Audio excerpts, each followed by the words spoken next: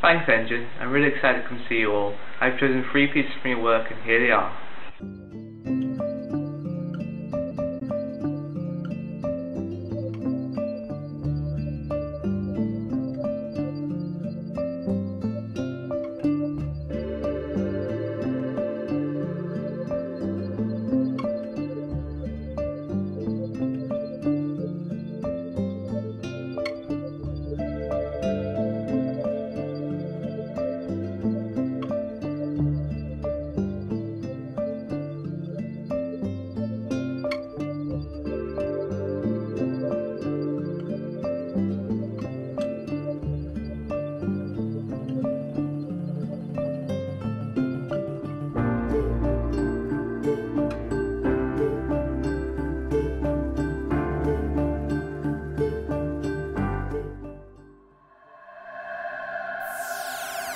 The United States of America is the most powerful nation on Earth.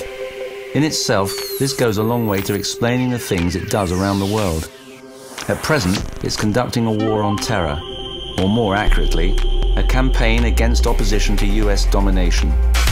Others prefer to call it the beginnings of the Third World War. The United States has an insatiable appetite for conflict, and since going into Korea in the 1950s, it's been at war.